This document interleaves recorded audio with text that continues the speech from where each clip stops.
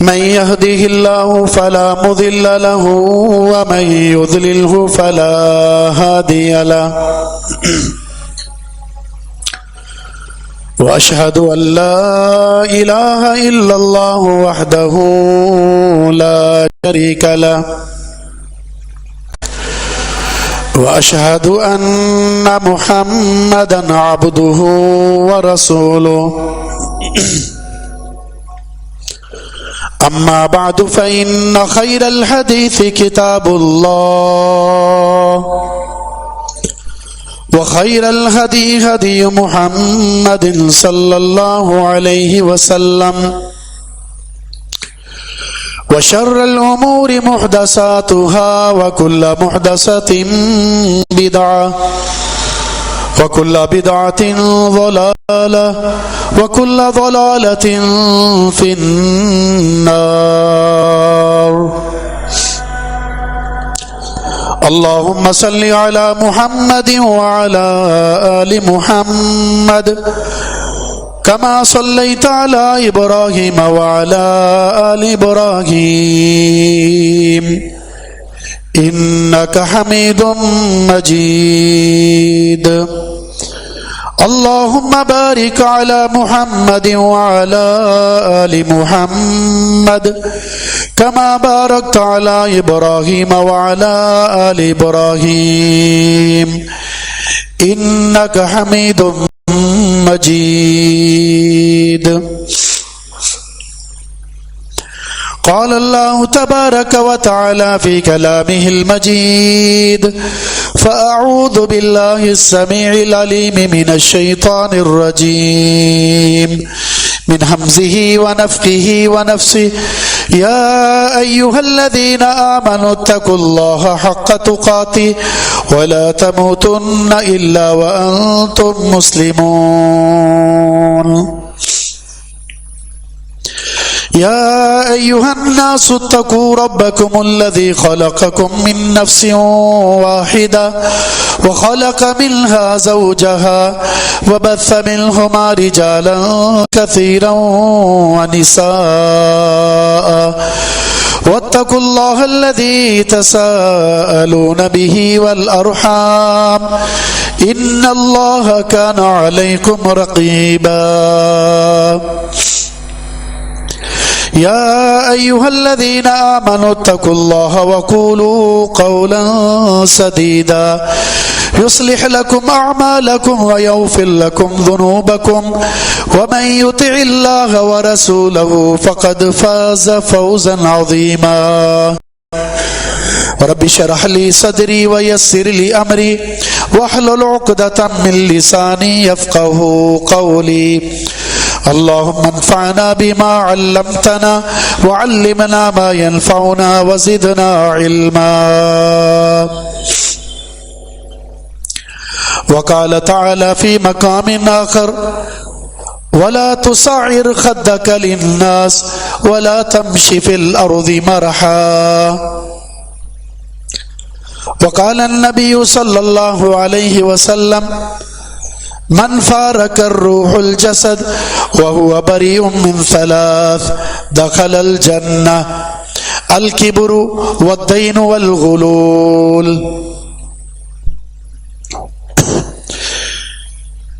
رسول کریم صلی اللہ علیہ وسلم کی گلدستہ احادیث میں سے احادیث کا ایک مجموعہ ایسا بھی ہے جس کو آپ کی خصوصیات میں سے ایک خاصے کے طور پر جانا اور پہچانا جاتا ہے، اور وہ ہے آپ کا جوامع الکلم ہونا. آپ بڑے مختصر سے الفاظ میں بہت کچھ سکھا دیتے ہیں.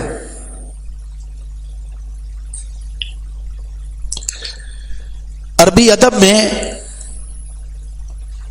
کلام کی بہت ساری قسمیں ہیں، انداز کلام کی. ان میں سے ایک ہے ایجاز. قرآن کے اندر بھی ایجاز ہے اور پیارے پیغمبر کے فرمان کے اندر بھی ایجاز ہے۔ ایجاز کا مطلب ہوتا ہے جامعیت، الفاظ بڑے مختصر ہوتے ہیں لیکن مفہوم بڑا وسیع ہوتا ہے، میسج اور پیغام بڑا وسیع ہوتا ہے۔ ان میں سے ایک حدیث آج کے اس خطبے کے عنوان کے طور پر ہم آپ کے سامنے پیش کرتے ہیں۔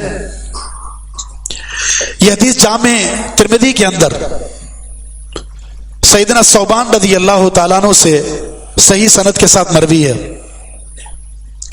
آپ صلی اللہ علیہ وسلم کا فرمان ہے، جس انسان کی روح پرواز ہوتی ہے وہ اس دنیا سے رخصت ہوتا ہے، جسم کا ساتھ اس کی روح چھوڑ دیتی ہے اور وہ بندہ 3 چیزوں سے بچا ہوا ہو وہ جنت میں چلا جائے گا۔ 3 خرابیاں کہہ لیں، 3 اخلاق سے گری ہوئی حرکتیں کہہ لیں، اخلاق سیئہ کہہ لیں، بری خصلتیں کہہ لیں، اگر بندہ ان سے بچا ہوا ہے تو یہ شخص جنت میں چلا جائے گا۔ نمبر 1 کبر، نمبر 2 قرض لیا اور دے ہی نہیں رہا، اور نمبر 3 امانت میں خیانت کا مرتکب۔ یہ تینوں چیزیں الگ الگ فی نفسی ہی، یہ ایک ایسی چیزیں کہہ لیں یا عادات کہہ لیں یا کردار کہہ لیں یا خصلت کہہ لیں، انسان کی یقینی کامیابی کو بھی روک دیتی ہیں۔ اگر ایک انسان جنت کے کنارے پر پہنچ چکا ہے اور اس کے اندر کبر پیدا ہو جائے، اب یہ جنت میں نہیں جا سکتا، جنتی والا عمل کر کے دنیا سے رخصت ہو چکا ہے اور اس پر قرض ہے، وہ شہید کیوں نہ ہو وہ جنت میں نہیں جا سکتا۔ اور امانت میں خیانت ایک ایسی عادت ہے کہ اللہ رب العزت خائن کو جنت میں نہیں بھیجے گا۔ بندہ صحیح العقیدہ ہے، اس کے عمل میں کوئی بدعت شامل نہیں ہے، اس کے باوجود بھی وہ جہنم میں کیوں جا رہا ہے؟ ان بری خصلتوں کی وجہ سے۔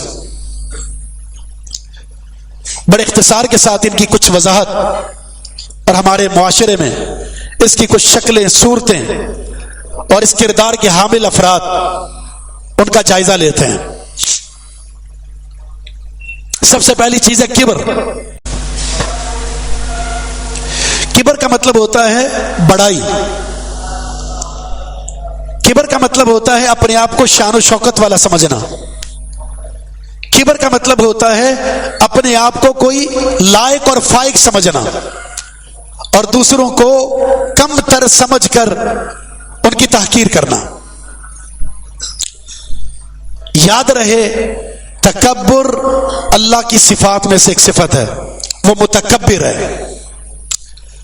اللہ کی صفات میں سے 3 صفات ایسی ہیں جو اس متکبر ہونے اور کبر ہونے، بڑائی والا ہونے اور کبریائی والا ہونے اور شان و شوکت والا ہونے میں اللہ کے اختصاص کو ظاہر کرتی ہیں۔ نمبر 1 المتکبر، کبر والا، بڑائی والا، کبریائی والا۔ نمبر 2 الکبیر، سب سے بڑا، اور نمبر 3 المتعال، بلندی والا، شان و شوکت والا، ہر طرح کی عظمت والا۔ یہ 3 صفات اس بات پر دلالت کرتی ہیں کہ کبر، بڑائی، بلندی، شان و شوکت اور ہر طرح کا فائق ہونا یہ اللہ کی ذات کے ساتھ خاص ہے، اس میں اس کا کوئی شریک نہیں ہے۔ وَلَهُ الْكِبْرِيَاءُ فِي السَّمَاوَاتِ وَفِي الْأَرْضِ، زمین میں بھی اور آسمان میں ہر طرح کی شان و شوکت، بڑائی، کبریائی اور عظمت وہ اللہ رب العزت کی ذات کے ساتھ خاص ہے۔ بڑی مشہور حدیث ہے، اللہ فرماتا ہے الکبریاء ردائی والعظمۃ ازاری فمن نازعنی واحدا منہما قذفتہ فی النار وفی روایت القیتہ فی جہنم۔ کبریا، بڑائی، یہ تو میری چادر ہے اور عظمت میری تہبند ہے. شان و شوکت والا ہونا یہ میری چادر ہے، میری تہبند ہے. جس نے مجھ سے میری چادر کو یا میری تہبند کو کھینچنے کی کوشش کی، لینے کی کوشش کی، تو میں اسے اٹھا کر جہنم میں پھینک دوں گا.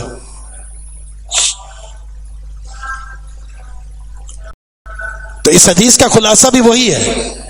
ہر طرح کی کبریائی، ہر طرح کا بڑاپن، ہر طرح کا کبر اور ہر طرح کی عظمت، ہر طرح کی شان و شوکت اللہ کی ذات کے ساتھ خاص ہے، اس میں اس کا کوئی شریک نہیں ہے.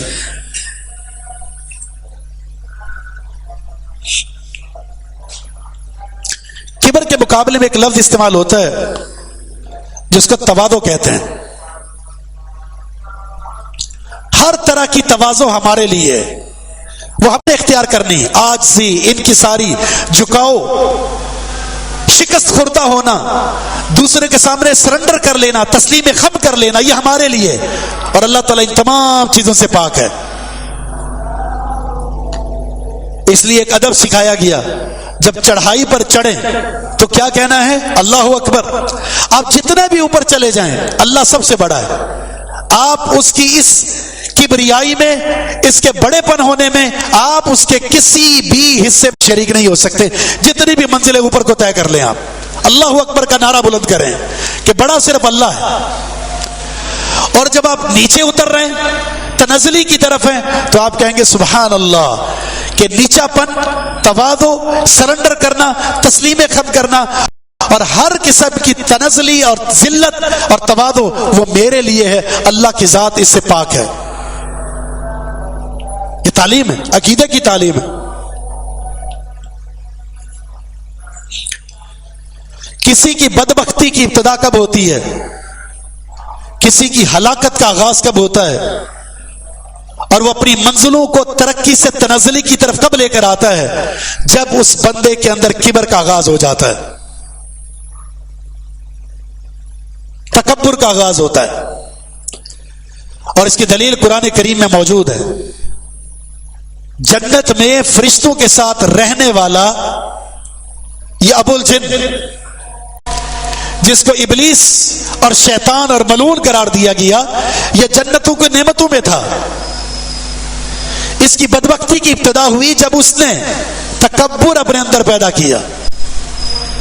اللہ نے سجدے کا حکم دیا، جھک جاؤ میرے سامنے، میرے حکم کے سامنے سرنڈر کرو. اور میرا حکم یہ ہے کہ آدم کو سجدہ کرنا ہے. یہ تواضع ہے کہ اللہ کا حکم آ جائے تسلیم خم کر لیں. وہ آپ کے وجود میں، آپ کے حق میں، آپ کے خاندان کے حق میں، آپ کے مذہب کے حق میں، آپ کے موقف کے حق میں، آپ کی جماعت کے حق میں وہ خلاف بھی ہو، لیکن کتاب و سنت کا فیصلہ آنے کے بعد تواضع یہ ہے اور کبر سے بچاؤ یہ ہے کہ آپ تسلیم خم کر لیں. اللہ فرماتا ہے وَإِذْ قُلْنَا لِلْمَلَائِكَةِ اسْجُدُوا لِآدَمَ فَسَجَدُوا إِلَّا إِبْلِيسَ أَبَى وَاسْتَكْبَرَ وَكَانَ مِنَ الْكَافِرِينَ. ہم نے کہا سجدہ کرو، سب نے سجدہ کیا سوائے ابلیس کے. اس نے انکار کیا اور تکبر کیا. تکبر اس کے اندر بڑائی اور اس کے اندر کبر، اس نے اللہ رب العزت کے صریح حکم کو ماننے سے انکار کر دیا. اور اس کی وجہ بھی اللہ نے قرآن میں بیان کر دی. اللہ نے پوچھا ما منعک اللہ تسجد اذا امرتک، اے ابلیس یہ تو بتاؤ جب میں نے تجھے حکم دیا سجدہ کرنے کا، میرا صریح حکم مل چکا، تو تجھے کس چیز نے روکا سجدہ کرنے سے؟ تو اس نے کیا کہا؟ انا خیر من خلقتنی من نار وخلقتہ من طین، میں اس سے بہتر ہوں، تو نے مجھے آگ سے پیدا کیا اور اسے مٹی سے. اور آگ کے لیے بلندی ہے، مٹی کے لیے تنزلی ہے. تو جسے بلندی ہو وہ تنزلی کے سامنے کیسے جھک سکتا ہے؟ انا، یہ انا ایک ایسی چیز ہے عربی میں ہے یا اردو میں ہے؟ انا کا مطلب میں، بس میں ہی سب کچھ ہوں۔ وہ حسن و جمال کی وجہ سے، وہ مال و دولت کی وجہ سے، وہ نسب کی وجہ سے، وہ خاندان کی وجہ سے، وہ کسی عہدے کی وجہ سے، انداز گفتگو کی وجہ سے، انداز تقریر کی وجہ سے، انداز تلاوت کی وجہ سے، انداز تدریس کی وجہ سے، تجربے کی وجہ سے، ذہانت کی وجہ سے، فطانت کی وجہ سے، کسی بھی وجہ سے آپ کے اندر یہ بات پیدا ہو جائے کہ میں اس سے بہتر ہوں، تو آپ ابلیس کے اس درجے پر چلے جائیں گے جس کی وجہ سے اس کی بدبختی کی ابتدا ہوئی تھی۔ اس نے بھی یہی کہا تھا، اللہ کے احکامات کے سامنے تسلیم خم کرنے کے بجائے اس نے کہا میں بہتر ہوں، اور یہ بدبختی کی ابتدا ہے۔ اللہ نے کیا کہا؟ فَاهْبِطْ مِنْهَا، یہ جو ترقی ہم نے دے رکھی تھی نا، اب تمہارے اندر، تمہاری گردن میں آ گیا سریا، اب تم جھکنا نہیں چاہتے، تو اب ہم جھکائیں گے تمہیں، نیچے اترو اس جنت سے۔ فما یکون لک ان تتکبر فیہا، تمہارے لیے تو یہ جائز ہی نہیں تھا کہ تم کبر کرتے۔ فخرج انک من الصاغرین، اب تجھے ترقی نہیں، اب تو ذلت اور پستی کا شکار ہونے والے لوگوں میں ہوگا، اب نیچے اتر جائے یہاں سے۔ تعز من تشاء وتذل من تشاء، وہ جسے چاہے عزت دیتا ہے اور جسے چاہے ذلیل اور رسوا کر دیتا ہے۔ عزتیں ملتی ہمیشہ تواضع کی وجہ سے، انکساری کی وجہ سے، اپنے اندر تواضع پیدا کرنے کی وجہ سے، اپنے اندر سے کبر نکالنے کی وجہ سے، اور ذلت اور رسوائی انسان اپنے لیے لکھ لیتا ہے، مقدر کر لیتا ہے اس کبر اور تکبر کی وجہ سے۔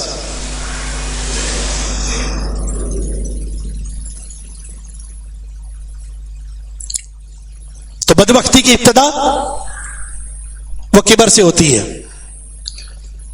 اگر ہم کتاب قرآن کریم، کتاب الہی کا مطالعہ کریں تو آپ کو یہ بات بھی پتہ چلے گی کہ جتنے بھی اللہ کے نبی آئے انہوں نے اللہ کا پیغام پہنچایا، اللہ کے پیغام کا سب سے پہلے رد کرنے والے وڈیرے، چودھری، مالدار اور متکبر قسم کے لوگ تھے۔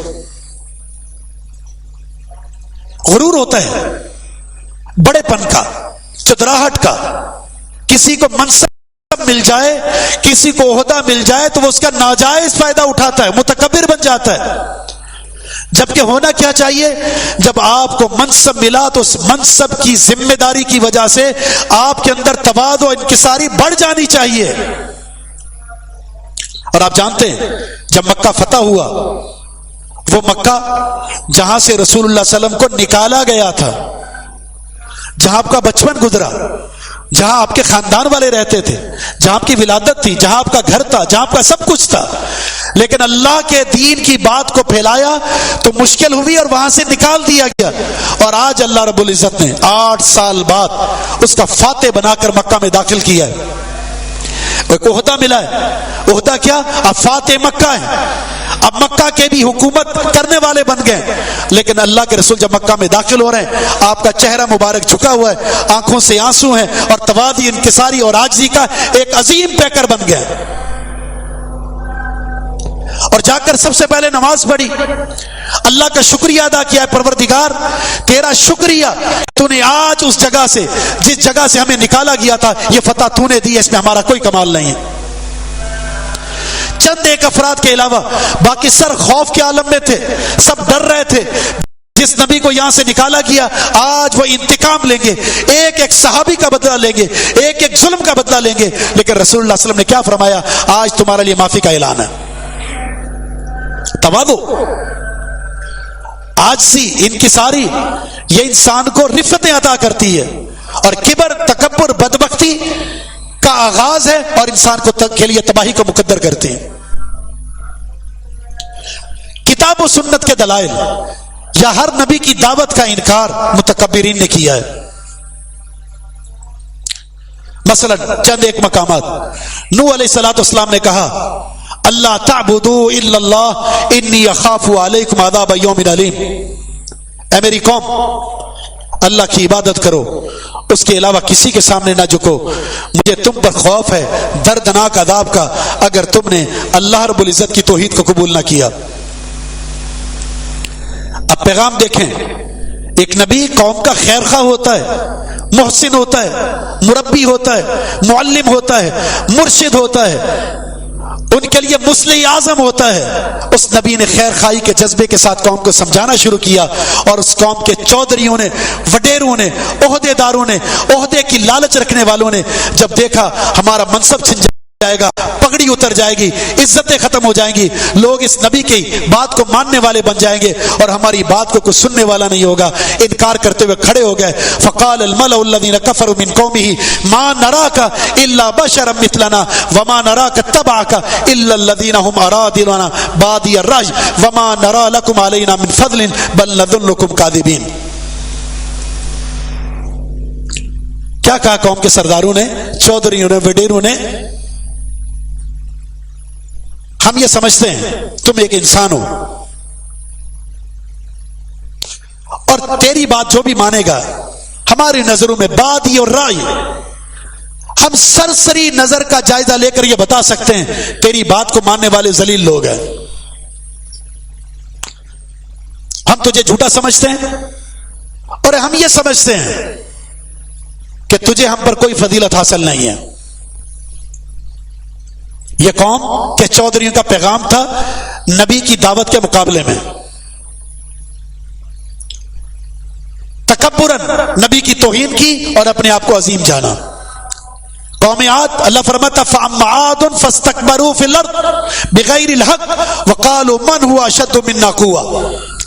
قوم عاد نے تکبر کیا ناحق، اور کہا ہم سے زیادہ طاقتور بھلا کون ہو سکتا ہے؟ اولم یروا ان اللہ الذی هو خلقهم هو اشد منهم قوة، کیا یہ لوگ جانتی نہیں جس نے اس کو پیدا کیا وہ اس سے زیادہ طاقتور ہے؟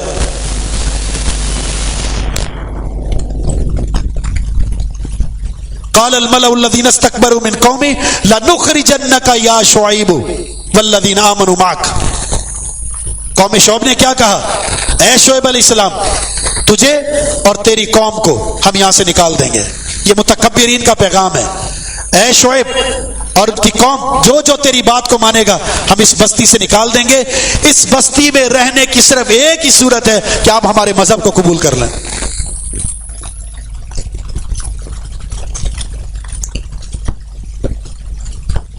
بنی اسرائیل کے پاس بہت سارے انبیاء آئے، کیا ہوا؟ افکلما جاءکم رسول بما لا تہوی انفسکم استکبرتم ففریقا کذبتم وفریقا تقتلون۔ اے بنی اسرائیل، تمہارے پاس بہت سارے اللہ کے رسول آئے، لیکن جب ان رسولوں نے وہ دعوت دی جو تمہیں پسند نہیں تھی، تمہارے مزاج کو بھلی نہیں لگتی تھی، تم نے تکبر کیا، انبیاء کی ایک جماعت کو جھٹلایا اور انبیاء کی ایک جماعت کو تم نے قتل کر دیا۔ وقارون وفرعون وہامان وَلَقَدْ جَاءَهُم مُوسَىٰ بِالْبَيِّنَاتِ فَاسْتَكْبَرُوا فِي الْأَرْضِ وَمَا كَانُوا سَابِقِينَ۔ قارون، فرعون، حامان موسیٰ علیہ السلام واضح نشانیاں لے کر ان لوگوں کے پاس آئے، لیکن انہوں نے تکبر کیا، لیکن ان کا تکبر انہیں زمین کے اندر اللہ رب العزت کو ہرا نہ سکا، مغلوب ہو گئے، ان کے کبر نے ان کو برباد کر دیا۔ اللہ کے رسول نے مشرکین مکہ کو دعوت دی، انہم کانوا اذا قیل لهم لا الہ الا اللہ یستکبرون ویقولون ائنا لتارکو آلہتنا لشاعر مجنون۔ جب ان سے کہا گیا کہ اللہ کے علاوہ کوئی معبود برحق نہیں، اس کے سامنے جھک جاؤ، ان مشرکین کے بنائے ہوئے معبودان باطلہ سے اپنے آپ کو بچا لو، تو سب نے تکبر کیا اور انکار کر دیا اور کہا کہ اس شاعر اور مجنون کی وجہ سے ہم اپنے الہوں کو چھوڑ دیں، اس دیوانے کی وجہ سے ہم اپنے الہوں سے الگ ہو جائیں، یہ کیسے ہو سکتا ہے؟ ان کے تکبر نے انکار پر ان کو آمادہ کر دیا۔ نوح علیہ السلام سے لے کر محمد الرسول اللہ صلی اللہ علیہ وسلم تک جتنے نبی آئے، اور پھر آپ کی امت میں قیامت تک جتنے لوگ ہوں گے جنہوں نے بھی حق کا انکار کیا، دعوت کا انکار کیا، توحید کا انکار کیا، اتباع سنت کا انکار کیا، کتاب و سنت کے دلائل کے مقابلے میں اپنی آراء کو پیش کیا، یہ سارے کے سارے کسی نہ کسی وجہ سے زوم کے اندر مبتلا ہو کر تکبر کی وجہ سے حق کے مقابلے میں کھڑے ہو گئے اور کامیابی سے محروم ہو گئے۔ اس لیے کہ تکبر انسان کو بدبخت بناتا ہے اور اس تکبر کی وجہ سے انسان اپنے آپ کو ہلاک کر لیتا. یاد رہے تکبر، اس کی تعریف حدیث میں کچھ یوں کی گئی ہے. رسول اللہ صلی اللہ علیہ وسلم نے فرمایا تھا لا يدخل الجنہ من کان فی قلبہ مثقال خردل من کبر، جس کے دل میں رائی کے دانے کے برابر بھی تکبر پایا گیا وہ جنت میں نہیں جائے گا. صحابہ کرام پریشان ہو گئے اور کہا یا رسول اللہ الرجل یحب ان یکون ثوبه حسنا ونعله حسنا، بندے کو یہ پسند ہوتا ہے کہ اس کا لباس بھی اچھا ہو، اس کی جوتی بھی اچھی ہو، اس کی وضاقت بہت اچھی ہو. تو اگر متکبر جہنم میں جائے گا جنت میں نہیں جائے گا تو کیا ماجرا ہوگا؟ تو رسول اللہ صلی اللہ علیہ وسلم نے فرمایا تکبر اس کو نہیں کہتے. ان اللہ جمیل یحب الجمال، اللہ خوبصورت ہے، خوبصورتی کو پسند کرتا ہے. بلکہ ایک حدیث کے الفاظ ہیں، آپ نے ایک صحابی کو دیکھا بڑی مسکینیت کی حالت میں، بال بکھرے ہوئے ہیں، کپڑے میں گرد و غبار ہے، چہرے میں گرد و غبار ہے، عجیب قسم کا حلیہ ہے. تو آپ نے فرمایا کیا تمہارے پاس کچھ نہیں ہے مال و متاع؟ اس نے کہا اللہ کے رسول بہت کچھ ہے، میرے پاس اونٹ بھی ہے، میرے پاس گائے بھی ہے، میرے پاس بکریاں بھی ہیں، میرے پاس دمبے بھی ہیں، میرے پاس غلام بھی ہیں، خادم بھی ہیں. تو رسول اللہ صلی اللہ علیہ وسلم نے فرمایا پھر اللہ یہ پسند کرتا ہے کہ جب اللہ کسی بندے کو نعمت دے تو اللہ اس نعمت کے اثرات بندے پر دیکھنا بھی چاہتا ہے. یہ اللہ تعالیٰ کی نعمت کا شکریہ ہے کہ بندہ اس نعمت کا استعمال کرے اور استعمال اپنے وجود پر کر کے اور اللہ کا شکر ادا کرے کہ تو نے مجھے یہ نعمت دی ہے. ہاں کبر دو چیزیں ہیں، تکبر دو چیزیں ہیں. نمبر ایک بطر الحق، آپ کے پاس حق آ جائے اور آپ انکار کر دیں. آپ کو حدیث سنائی جاتی ہے کہ آپ کے اندر جو عمل ہے وہ عمل غلط ہے، حدیث کے مخالف ہے، اللہ کے رسول کا یہ فرمان ہے. اس فرمان کو سننے کے بعد آپ اس کو نہیں مانتے، آپ کہتے ہیں ہمارے ہاں ایسا نہیں ہوتا، ہمیں یوں نہیں بتایا گیا، سب ایسا نہیں کرتے. اس کے سامنے مثالیں دیتے ہیں. آپ کو حدیث سنائی گئی اور آپ مثال دیتے ہیں اس کے سامنے، اور مثال دینے کا مقصد اس حدیث پر عمل نہ کرنا ہے. اسی کو متکبر کہتے ہیں. اور دوسری چیز وغمط الناس، لوگوں کو حقیر جاننا. یہ جو نعمت ہے نا، نعمت لباس، نعمت حسن و جمال، نعمت مال و متاع، کوئی بھی نعمت الغر جو آپ کو ملی اور کسی اور کے پاس نہیں ہے، اس کو استعمال کرنا یہ اللہ پسند کرتا ہے. لیکن اس استعمال سے اگر اپنے آپ کو متکبر جانا اور کسی کی تحقیر کر دی، اب یہ جو چیز اللہ کی نعمت جس کا استعمال آپ کے لیے پسندیدہ تھا لیکن آپ نے اس کا استعمال غیر شرعی انداز سے کر کے کسی کی تحقیر کی اور اپنے اندر تکبر پیدا کر دیا، اب آپ مجرم بن گئے. پہلے محمود تھے، اللہ کی نعمت کا استعمال کر رہے ہیں، لیکن کسی انسان کی تحقیر کر دی، کسی کی توہین کر دی، کسی کو ذلیل کر دیا کہ اس کے پاس کچھ بھی نہیں، اس کی شکل دیکھو، اس کا لباس دیکھو، اس کے کھانے کا اسٹائل دیکھو، اس کے بیٹھنے کا اسٹائل دیکھو، اس کا گفتگو کا اسٹائل دیکھو، یہ تو بالکل نکما لگتا ہے. اور میرے اندر دیکھو کیا انداز ہے، میرا لباس، میرے کھانے پینے کا، میری رہائش کا، میری گاڑی کا، میری نوکری کا، میرا فلاں میرا فلاں میرا فلاں، اور آپ اپنے اندر تعریفیں کر رہے ہیں اور دوسرے کی توہین کر رہے ہیں. اللہ کے رسول صلی اللہ علیہ وسلم کا فرمان ہے بحسب من الشر ان يحقر اخاه المسلم، کسی مرد کے لیے شریر ہونے کے لیے اتنی بات کافی ہے کہ اپنے مسلمان بھائی کی تحقیر کرنے لگ جائے. کسی انسان کے شریر ہونے کے لیے، بدبخت ہونے کے لیے، ذلیل ہونے کے لیے اتنی بات کافی ہے کہ یہ انسان جس کو متواضع ہونا چاہیے تھا یہ متکبر بن گیا، اس کے اندر کبر آ گیا اور اپنے مسلمان بھائی کی تحقیر کرنے لگا. کوئی کسی کا مذاق کب اڑاتا ہے؟ بلا وجہ. کوئی کسی کا مذاق بلا وجہ نہیں اڑاتا. وہ کسی کی توہین بلا وجہ نہیں کرتا، اس کے اندر بت ہوتا ہے کبر کا. اس لیے فرمایا یا ایھا الذین آمنوا لا یسخر قوم من قوم عسى ان یکونوا خیرا منهم ولا نساء من نساء عسى ان یکن خیرا منهن. اہل ایمان، کوئی قوم کسی قوم کا مذاق نہ اڑائے. ممکن ہے کہ وہ اللہ کے نزدیک تم سے بہتر ہو. اے عورتوں، کوئی بھی عورت کسی بھی عورت کا مذاق نہ اڑائے، اس لیے کہ ہو سکتا ہے اللہ کے نزدیک وہ عورت اس سے بہتر ہو.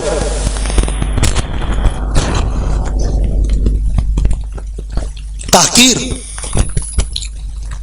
یہ کبر کی نشانی ہے. کسی کی توہین کبر کی نشانی ہے. کسی کی تذلیل یہ کبر کی نشانی ہے. کسی کو دھکے مار کے نکال دینا یہ کبر کی نشانی ہے. اور کسی کو دیکھ کر کراہت محسوس کرنا یہ کبر کی نشانی ہے. اگر ہم تکبر کو تقسیم کریں تو یہ 3 قسمیں بنیں گی. اس کی صورتیں الگ ہیں. ایک الکبر علی اللہ، الکبر علی الرسول والکبر علی الناس. اللہ پر تکبر، اس کے رسول پر تکبر اور لوگوں پر تکبر.